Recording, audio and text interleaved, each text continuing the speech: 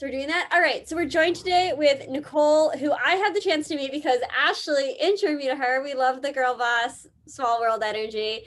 Um, Nicole is an expert in female leadership and what that kind of changing world looks like. And I'm so excited that she's here to join us. So I will hand it over to you, Nicole. Thanks so much, Sarah. Yes, so excited to be here with you all. And I mean, this is a juicy topic, and we're in juicy times. It feels like finally the future truly is female, and there are new ways of leading and running companies that are available to all of us. And so that's really the spirit of tonight, is just learning how to, as leaders, manage our energy better, starting with a morning rhythm, but it doesn't stop there, because we also get to harness the power of our 28-day cycle, which we'll get into tonight too. And so if you haven't, studied that in the past, I think this is going to be a real game changer for all of us. So I'm just going to go ahead and share my screen. Oh, sorry, Sarah, can I snag permissions? Every time. Yes, you now have the ability to do that. Awesome, thank you. All right, so welcome to Morning Rhythm Night. We're learning about the morning, even though it's night. And as Sarah said, I'm Nicole Bellisle. I've worked with thousands of entrepreneurs and executives around the world.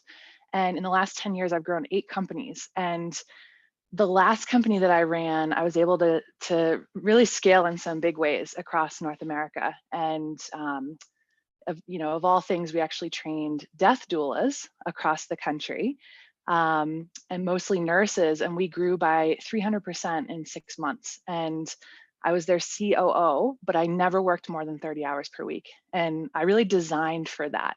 I think, without systems design for our lives and how we run companies, we can never quite get to that ideal week, if we do want to work less and do more.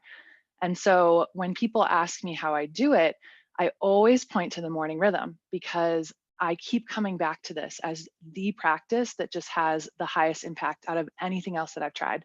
And so it has gotten me so many results. It's increased my mental clarity, my sense of purpose, how I engage with my team. And what I love most about it is that I'm doing this not at the expense of my health. And I think a lot of hacks, especially productivity hacks out there, as helpful as they're trying to be, can sometimes be at the expense of our health. And so this is a practice that is really life-giving in that way.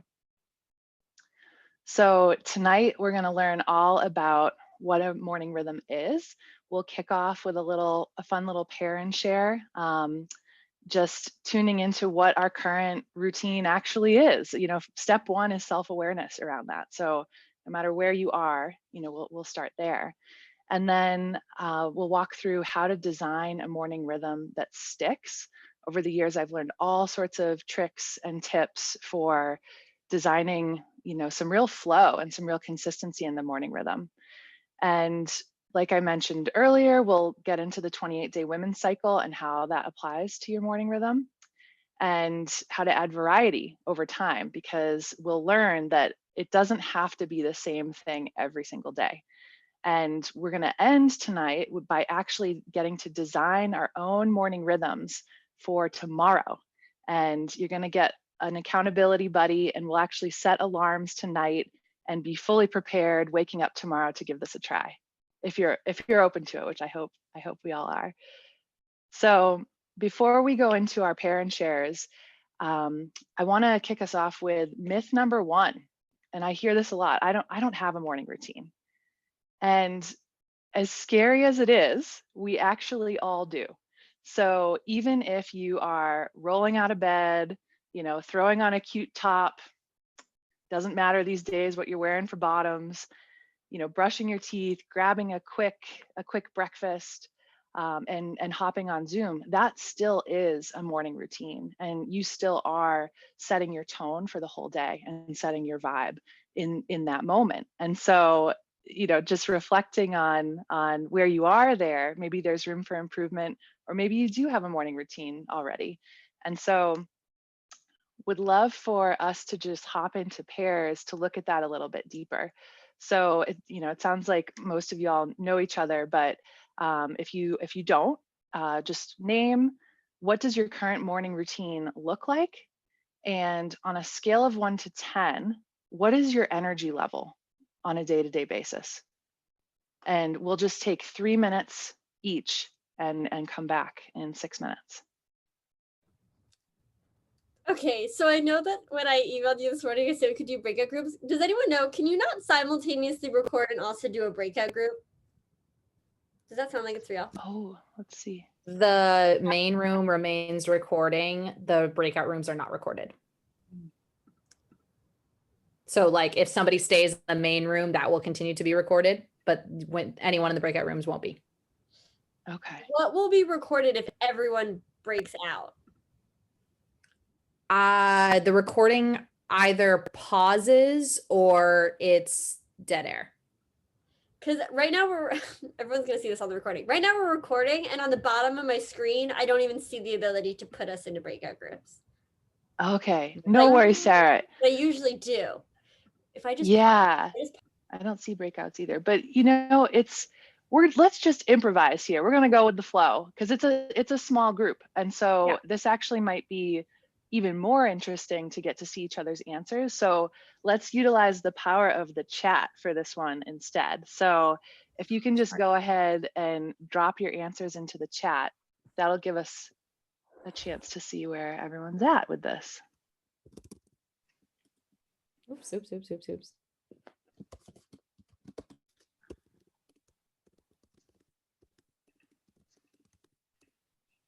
Oops. Oh dear.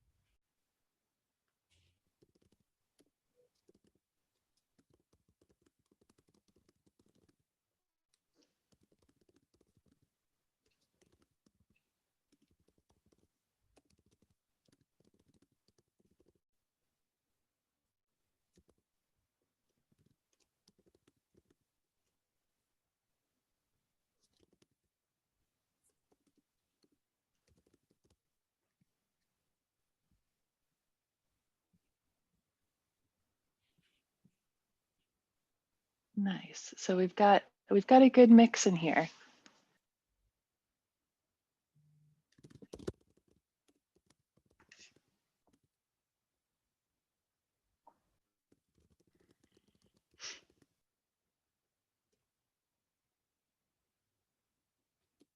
Yep. Cool. Yeah, I'm seeing a lot of checking the phone in the morning, which isn't a surprise these days, but it's interesting to just see that pattern across people's answers.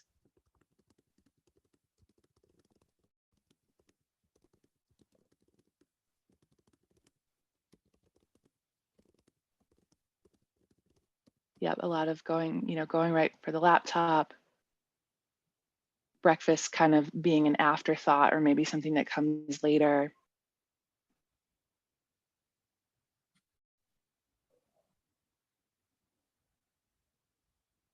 Yeah, and then some folks noting that energy changes right throughout the day. So we might peak and have peak energy, at a level 7 out of 10, but then, maybe it comes back down and we hit that wall.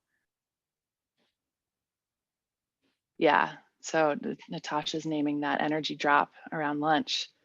Awesome. Well, super helpful to just have this moment to self-reflect. And so we can work from wherever our starting point is. And let's see, Sarah, are we recording? I can't tell. Okay, cool. Awesome. So what is a morning rhythm? I really have come to define this as simply managing your energy. And I see it as a series of vibe setting activities that you can do each day. It can be as short as 5 minutes, or it can be as long as you like. But the idea here is that you're not just going to that autopilot, habit. You're being intentional. You're starting your day intentionally rather than unconsciously. And as a result, you really will start to see better health, relationships, even, and of course, business results. Which I think if we're here, we probably have that thread in common. So we'll get into the specifics of the results of this too. And again, really what this is all about is managing your energy. So we have to have systems that support our lifestyle and our success. And we often think about our operational systems, our marketing systems, our communities before we even think about ourselves. But each of us is actually a system too. And us managing that inner game or that inner world is really, really important to how you show up as a leader and how you show up to your team and your business. So it's a bit of a mindset shift because we as a society don't value action that doesn't look externally facing. So this inner action that we take of managing our energy is something that I am really seeing shift, especially in feminine leadership, is this sort of rebalancing of valuing both inner action and outer action. And I can't even tell you how excited I am that that is a trend. And the best leaders really do get this. They understand that it's about managing our energy and not just our time. I think the whole time and productivity thing in even in polarity theory, which looks at masculine and feminine energies, it's a very masculine energy to just get shit done at the expense of everything, yourself, your family, and just kind of be in that impulsive or addictive state of being and trying to just do as much as possible. And so it totally can be addictive. But when we shift, so this is really the second mindset shift, is when we focus on energy instead of time, that looks a lot different. That's a different strategy for tackling that. And why is this so important? Well, burnout is real. I don't know, just like quick raise of hands, who here has experienced burnout at some point or another? Yep, I'm seeing the hands, whether it's school or managing our own companies. But one mentor said this to me a few years ago, and it stuck so significantly. We are no good to anyone if we burn out. We can't actually accomplish our goals or make an impact if we aren't taken care of. So leadership really does start here. And I want to just play through two scenarios as well. So in scenario one, let's imagine that you have a boss who shows up late to a meeting, is frazzled, always checking her phone, bags under her eyes, and isn't quite hitting that level of coherence or clarity in the strategy that she's sharing, and doesn't seem like she's quite listening. There's that way of showing up. There's that way of being in one level of presence or lack thereof. And then scenario two, someone shows up early and is just vibrant with energy. You can see the light behind their eyes. You can tell that their breathing is deep. They're rooted in themselves and in their confidence. They're laser freaking focused and speak with a level of clarity that just reverberates and makes you want to fall in line behind this person and just help them. And so really the difference in those two scenarios is someone's energy. And we think about credentials a lot, but there's a lot of leaders out there with great credentials who suck at leading or aren't able to show up in full vitality. And so another way to think about your daily practice is that no matter which of those scenarios you are stepping into, whether you want to or not, maybe you can sense how you're showing up each day as being either a little frazzled and stressed or fully grounded, in your clarity, in your power. And either way, whichever direction you seem to be headed, your vitality level is cumulative. So the more you do stress inducing habits, the more stressed you'll become and the closer to burnout we get. Whereas the more we engage in life-giving activities and those activities that fill us back up with life, which is really what the morning rhythm is all about, that's also cumulative. And that builds your resiliency over time. So when a pandemic hits, or you don't get the investor funding, or this core person on your team quits, you are so filled and rooted that you can handle that. And so there's something even strategic about this that I just love, and that's where I've seen results in my own businesses. So again, how you show up matters. We are all energy. We just aren't trained to think of energy in business, and we're not trained to see energy in business, or even how we run our teams. But you can get a clue into what the real energy of your leadership and your team is by just noticing and observing yourself and how you're showing up and how others are showing up in your company. What are performance levels? What personality or culture based behavior is happening? These are all just surface level symptoms for something deeper going on energetically, and we can really manage that. And a lot of that building up of positive energy in a company or within yourself as a leader is a sum of all of these many, many micro habits. And you may have heard of habit stacking. And I just love the book Atomic Habits for this reason. But this idea that our future selves are built one micro habit at a time. And so the morning rhythm is an opportunity to do that. And if for no other reason than to give this a try, this actually does impact our health. And it makes me think of, who do I want to be? Who am I becoming? And how do I do this today for 45-year-old Nicole?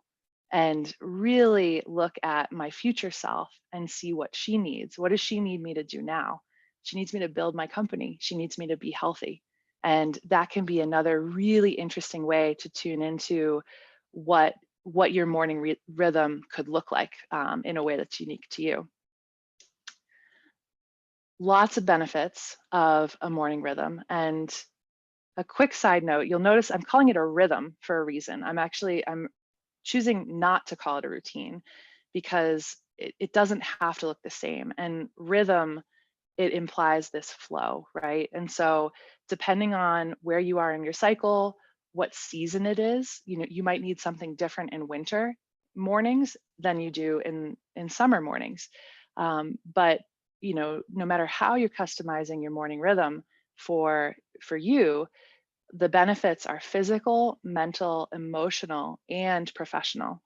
And so I listed these out really intentionally because I've personally experienced every single one of these in doing a morning rhythm for, I think at this point over 2 years consistently.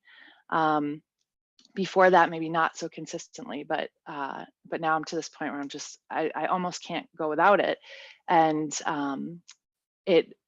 the whole idea of a morning rhythm came about because I went and spent 10 days on an island with a group of other entrepreneurs. And the experiment that we conducted on that island was, what are the practices that could give us the most vitality possible as entrepreneurs? How do we leave these 10 days feeling the most vibrant and creative that we've ever been, and bring that energy into our companies? And I'll show you the many, many practices that we piloted there, but that I've also been piloting over the last couple of years. And some of my favorite benefits here are just higher energy overall, way less stress, and an ability to handle stress when it does come up. Better sleep, of course, that just, we need that. Mental clarity and focus of what to focus on now versus later, the direction of where I'm going as a person in my life, or how I'm relating to my goals. And that really wraps into better decision making. So I use the morning rhythm as a decision making practice as well. and to tune into my own intuition around that. I also have found that it has supported mental health. When the pandemic hit, that company that I spoke about earlier, where I was the COO, actually tanked because we relied 100% on in-person trainings. And so the company went under, we were in the dead of winter, mental health really suffered, but the morning rhythm helped me reconnect with myself. It was a dark period where I really could have lost myself, but this is something that really brought me back. And not to mention just feeling a lot of self-love and gratitude through these different practices, and way more flow state. My creativity level has been off the charts since I've been doing this, and especially since I've been syncing it with my cycle, because that's, as feminine leaders, we have this incredible creative energy that we get to work with. And then I've woven in relationships into the morning rhythm as well. And so I'll actually, maybe I'm meditating and I like to ask questions internally when I meditate. So I might ask, who needs to hear from me today? Or, what messages might I send to people to just remind them that I care about them and that I really see them? And I'll, as part of my morning rhythm, like I'll actually, take the phone out and actually text or email people on my team or family members, whoever it might be. And so that's been a really sweet practice that has elevated my relationships in all of this too. And that brings us to myth number 2, which is I'm not a morning person or I don't have time. And I absolutely felt this way in the beginning, but I just started small. So I just started with 10 minutes of meditation, 10 minutes of journaling, and 10 minutes of movement, whatever that looked like. It could be yoga, it could be dance, it could be, squats and planks, whatever I was feeling that day, but just getting the body moving. And that was really all I could commit to at first. I was so in the habit of just getting up and going. And I live in Colorado now, but I used to live in Boston. And that hustle of just getting ready in the morning, hopping on the T, grabbing my coffee and getting to the office, I couldn't really fathom waking up any earlier to make room for this. And so I just started here and I just decided, let me be curious, let me be open to seeing if this works. And I committed to do it, for, I think it was 2 weeks. And I noticed a difference. And I was like, all right, we're going to get up earlier. We're going to try this. But then I started to have a lot of fun with the morning rhythm because I started to bring in way more variety. And I kind of intuitively was like, all right, what would be a practice that I would be stoked to wake up to and stoked to start my day with? And so for me, that looks like self Reiki, because I'm, business entrepreneur, but also a Reiki master. And so which is energy work. So I always do a little self energy work. I like to meditate, but I use my meditation really, really deliberately. I mentioned the example of using meditation to just tune into who needs to hear from me. But I'll also use it to ask, what's the one thing that I need to focus on today? Or what does my team need most from me today? And sometimes I'll even call to mind each member of my team and just feel into, what does Elizabeth need to be completely successful today? And I always get an answer. And then from there, I'll map my day based on what came through in meditation. And the wildest part of doing that has been straight up synchronicity. So the things that didn't come up in meditation either kind of went away or someone took care of, or it became less urgent. The things that I did use my intuition to tune into and focus on were the right things. And so this is how a lot of that 300% growth started to build upon itself.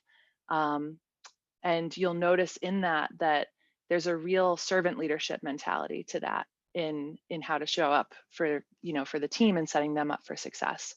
Because there's always things that are uniquely suited for our unique gifts as a leader that maybe only we can do, or if we're in the CEO seat, we should really be the ones doing, pitching the investors or making those connections. But we have a whole team of people to also manage and help find focus for and with. And then I really like gratitude practice. It just, in addition to just feeling good, it reminds me that I'm making progress because, for any of you who also resonate as being a perfectionist or just in the hustle, a whole week can go by and I'm like, God, I have so much to do. Am I any closer to my goals? But when I have a gratitude practice where I'm just feeling thankful for the people I met, the opportunities that popped up, the growth edges, the uncomfortable things, even the big ahas that maybe have shaped my business strategy. It's like taking inventory almost, and it reminds me like, oh, okay, we're making progress. And then I'm just a big fan of movement of any kind. I'm on a laptop all day. I don't know about you all, but like this body wants to move. And so it doesn't matter what type of movement as long as I'm giving the body movement. And even within that movement, right? So this is another common myth about a morning routine, is that it should be consistent, or to say it another way, it should be the same thing every day. This works fine for men, actually, because they are biologically hardwired to operate on the circadian rhythm, which is the 24-hour cycle. Women we have a different clock. We are biologically wired to operate on a 28-day cycle, which follows the pattern of our periods and the moon, coincidentally. So this is getting into some fun new territory. This has been a real game changer for me, but you can actually sync your productivity to your cycle. And in a lot of workout related research and studies, so like you'll see headlines out there about weight loss or boosting energy or whatever it is. A lot of those studies I've learned in researching this more, they don't have much representation of premenopausal women. So it's the results and the outcomes of those studies are very much geared towards the 24-hour cycle. And our society is built on that. Work culture is built on that. We are expected, in many ways, to override our feminine bodies and override that, that 28-day cycle. And there's great technology out there for birth control that allows us to not even have a period and have it not even really exist. And so but even in that case, and of course birth control is important and it's wonderful, but you can still sync to the energy of the moon phases. And all humans, regardless of gender, feel the energy of that. We feel more social, more alive around the full moon. And when it's a new moon, it's dark. We're going internal, we're going deep. And so you can sort of, however your cycle is, maybe it's irregular, maybe you have an IUD, doesn't matter. You can still sync to the moon phases to really harness this power. And you'll see here for each phase, so menstrual cycle, or menstrual phase, I should say, is really a time of rest and integration. So going inward and being really reflective. And so it's a time to be more gentle in the start of your day, actually. Maybe your morning rhythm is just to sleep in and have a great breakfast and have a warm cup of tea and throw a heating pad on if you need one. Like, great, that still counts. And and I think we don't need to be made to feel bad if we don't wake up at 6 with the sun and jump into a workout. In the menstrual phase, that actually goes against a lot of our hormones and where we are in our hormonal cycle. So from the menstrual phase, we flow into the follicular phase, and this is really a time for goal setting and setting intentions. All of your hormones are starting to rise back up, so you feel an uptick in energy. But some really good morning practices for this particular phase, which lasts about a week to 10 days after your period. It's a great time to learn something new. So I'll even weave in self-education into my morning rhythm sometimes if I'm like really curious about something. It's a great time for cardio and space care, like just getting organized and planning is really the theme of that phase. From there, you flow into ovulatory, which is about 3 to 4 days long. And this is all about like, this is the social butterfly phase of the month. So this is all about relationship building. It's a great time to put yourself out there, pitch yourself to be on a podcast, pitch yourself to an investor. And so some morning rhythm practices that I personally love are just texting 3 people that I love, like just sending them sweet messages, or been really noticing your work lately, and I see you and I love what you're doing over there. And it's just such a nice way to connect. And these are weird times, but if you do have a gym that's open that does have some socially distanced workouts, this can also be a great part of your phase or your cycle to do some fun classes or fun group workouts. And then I love a good gratitude practice during this phase as well, because I'm just like really people oriented at this time. And the final phase is the luteal phase. And it's 2 weeks long, and it's the most productive 2 weeks of your whole cycle. Like this is when you get shit done. This is when you close loops, you close out projects. I even have on here setting boundaries, because you want to be laser focused. You want to, move everything through your workflow, and you might need to set some boundaries in order to do that. So morning rhythm activities that are great for the luteal phase are to get out in nature or sunlight, because if you're being productive, you're probably at a computer a lot, just cranking. And so get out in nature. If you have grass, put your bare feet on the grass. It's a great way to just actually let out ionic charge from your body into the ground, which sounds pretty wild, but apparently it's a thing. And Pilates is a great workout for this phase. So yeah, and then it starts all over again. And what is amazing about a cyclical situation, but so it's not linear, right? It's cyclical. So it builds on itself. So the more that you do this, it actually becomes a flywheel of momentum. And so if you are tuning into this and designing your workflow around this, I mean, you'll start to see some really interesting changes to your energy within 2 to 3 months of giving this a try. It's like if you really honor the body and rest during your menstrual phase, you'll be amazed at how much energy you have in the follicular phase, and you'll be amazed at how much synchronicity you'll find in the ovulatory phase, and how much you'll get done in the luteal, and how good that will feel. And so a lot of this, my interest in this first sparked because I read the book Flow by Alyssa Vitti, and she's got recipes and foods for each phase. And so that's a great resource if you're interested in learning more about this.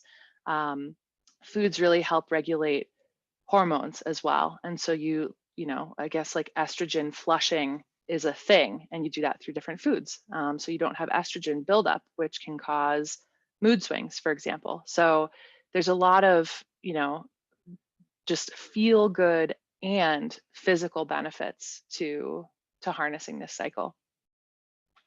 Any questions? I've just been excitedly throwing a lot at you, but I'm going to pause. Could you put like the book name and author in the chat? Totally. I have a question as well. Okay, wait, are we at the end of the presentation? Because I have a couple questions. Not yet. We still have. Okay, never mind. Well, we still have a few more things to get through.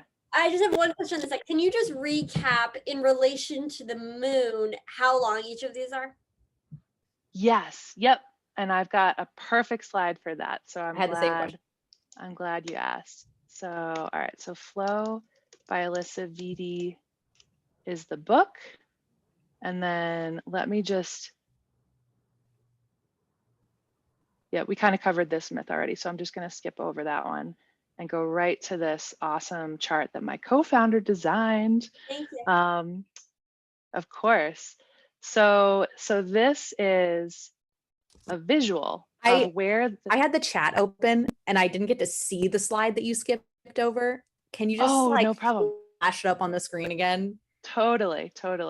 Yeah. So yeah, Okay. so myth number 4, that it should always include a workout, but we actually, as we've learned, that's not always true depending on what phase of your cycle you're in. And so it's, really the thing I want to say there is there's a lot of shaming culture around workouts. And like, if you miss a day, you're somehow bad or a failure. And we're not taught, in sex ed as young girls, that our physiology is actually really different. And it might not make sense for us to do, an insanity workout every single day. But, like those 2 weeks in that luteal phase, absolutely. So yeah, so thanks, Megan, for having us go back, because there was a little nugget in there that I wanted to voice. So this is the moon phases in conjunction with your cycle. So your menstrual phase is basically the equivalent of the new moon. And you'll notice an intentional overlap here on days 6 and 7 of your cycle, because we're all different. Our menstruation lasts for a different amount of time for each of us. But then you'll flow into that follicular phase, so integrating, planning, and then ovulatory for about 3 days, and then those last 2 weeks, really taking you home. And so I've gotten to a point where, because of the foods, the vitamins, and I think the exercises that I'm doing, my period is now synced to the moon cycle in this way. And they say that way back when we used to live outside and actually, see the moon, be way more connected to the moon, that women would be on this cycle together. And you hear the phrase, the red tent. And like, that was a bleeding time for women in community. And we've really lost touch with our bodies in many, many ways, but this is one of them. So I just find it fascinating. Yeah, it amazes me all the time. So yeah, and I do want to say too that I have become so obsessed with this that I built a 13-page guide that I would love to share with all of you, that goes into way more detail about each of the phases and foods, exercises, and business practices that you can use at each phase of the cycle. And I really hone in on how to lead during your menstrual phase as well, because it's like, it's rest, right? But there's so much power in going inward and, getting that deep wisdom during that time. So there's a lot of practices in there too. So, all right. So we've learned what a morning rhythm is. We've learned a bit about the 28-day cycle and how to design a morning rhythm that's conducive for each phase.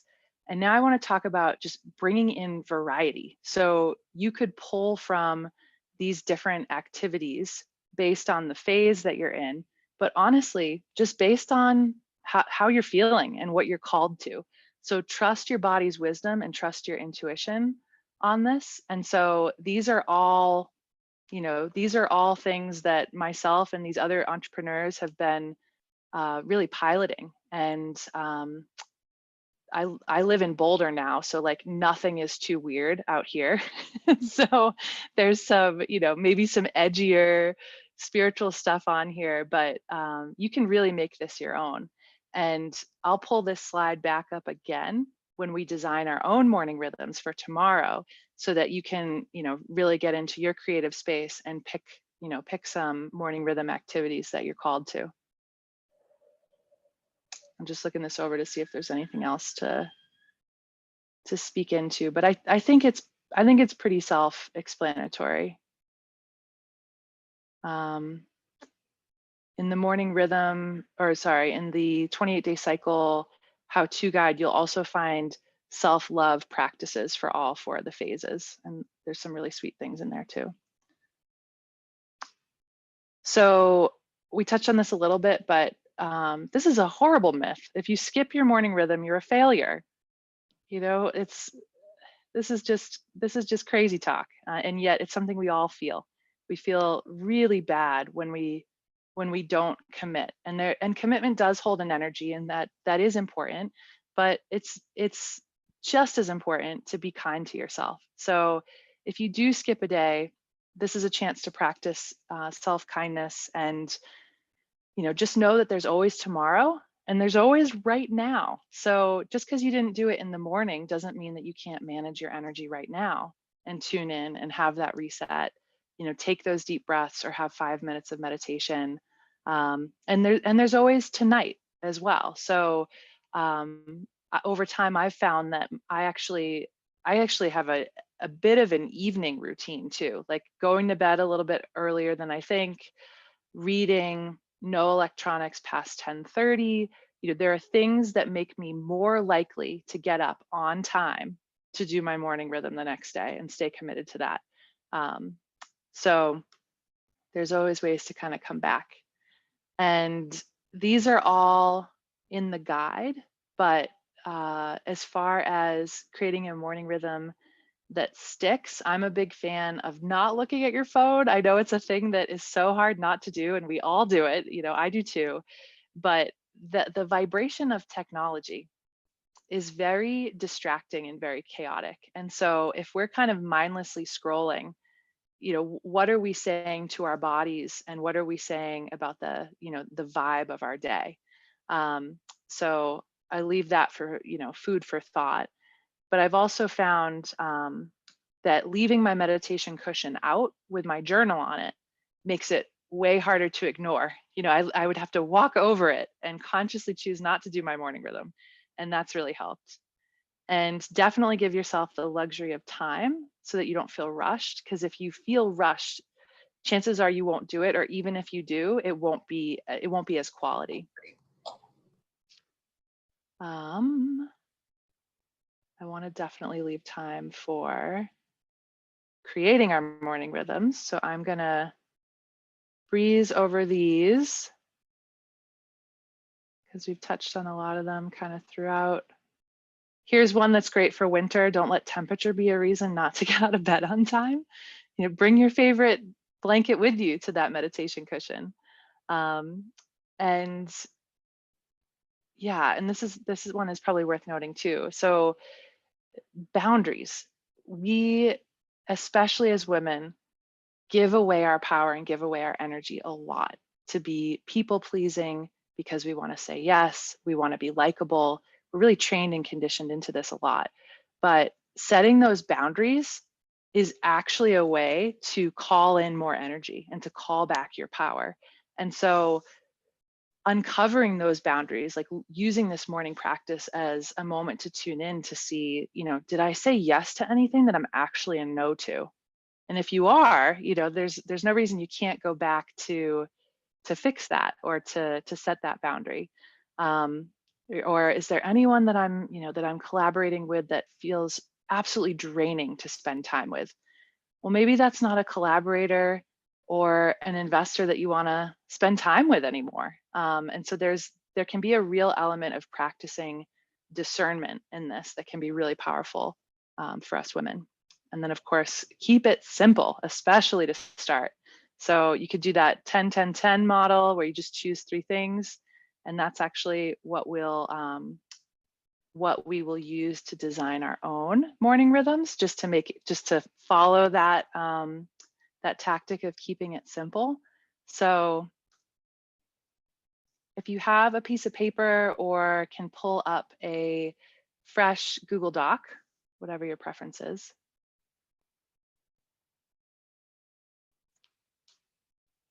I want us to start by just getting really clear about what is most important to you. What do you want this morning rhythm to do for you? And I've just got a few examples here, but maybe a different one is true for you.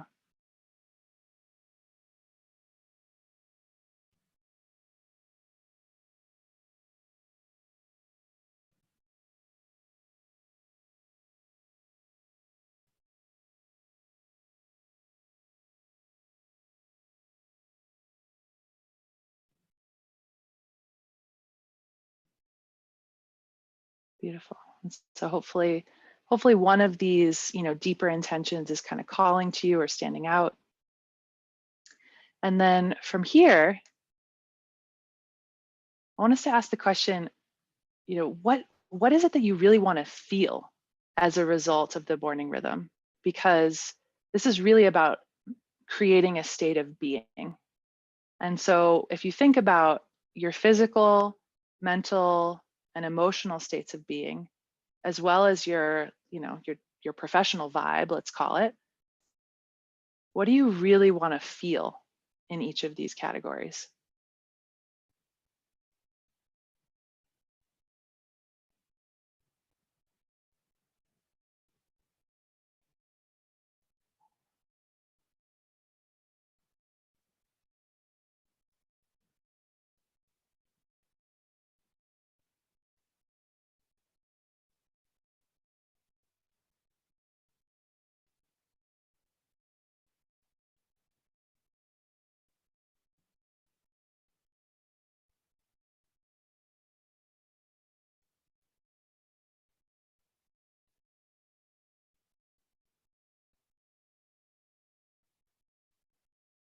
And what I love about starting with the feeling state or the state of being is that when we start there, we sometimes get different answers about what the action is. If we start with the question, what are the 3 things I want to do, or what are the 3 things I should do for my morning rhythm tomorrow? A lot of shouldism can come up, right? Like we might dream up a morning rhythm that is born from how we think we should be, or what we think would like get us the gold star of morning rhythms, for those of us who love, being perfectionists. But the feeling state is really where it's at to start. And so once you have these desired feeling states for each of the 4 categories, I want you to next think about just 3 activities that would get you into those desired feeling states. And, feel free to add a 4th if you just want to choose one activity for each feeling state. But you may also find that a single activity might get you into multiple feeling states.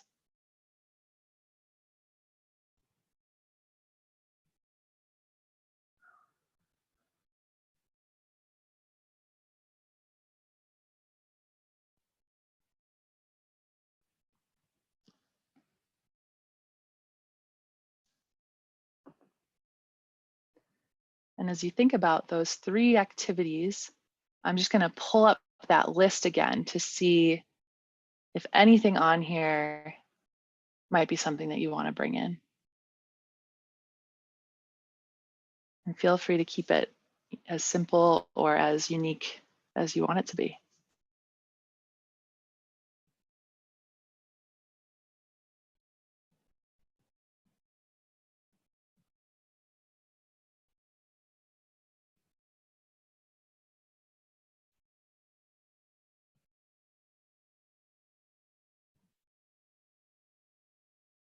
And once you have your 3, if you feel comfortable, inviting you to share those 3 in the chat,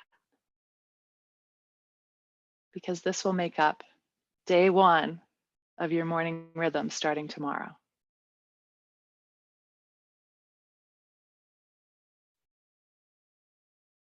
And as you drop those 3 in the chat, if you can also share what time you'll be setting your alarm for the morning rhythm tomorrow. This will be a good moment of group accountability.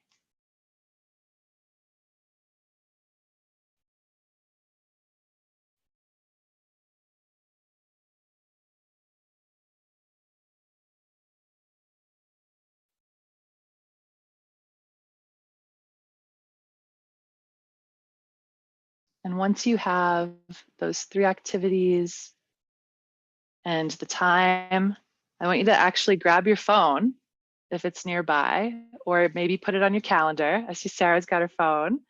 And I want you to set an alarm. and just commit to trying this tomorrow to see how it impacts your day.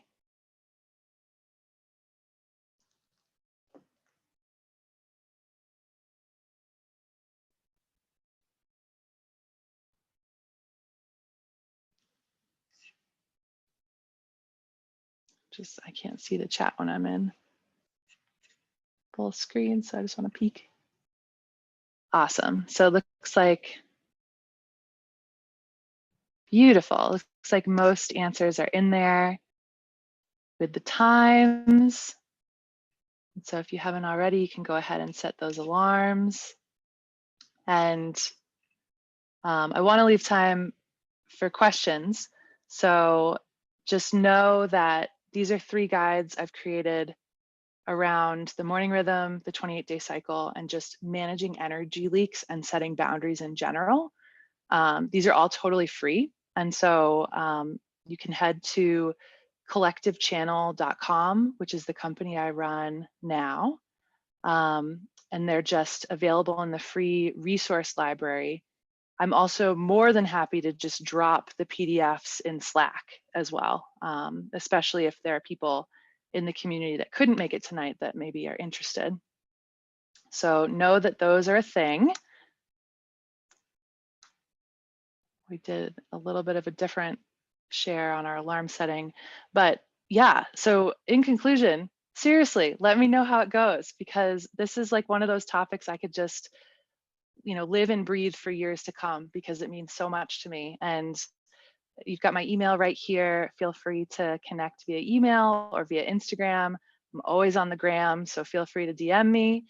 And I'm also a back pocket mentor, so you can totally book a slot with me if you want to get to know each other better, and I would love to help in any way I can. So thank you. This is such a gift to get to go through this content with you. I feel like I speak for everyone when I say my mind is literally blown. I feel like you like spoke into my soul on some things you said. I was like, can you believe she just said that we talked about that today? I don't know if anyone has any questions in the last 2 minutes, but before we do, I'd love to take a little screenshot of our cute little faces, if you don't mind. So people Not at all. those. Wait, I'm gonna stop the recording. Bye.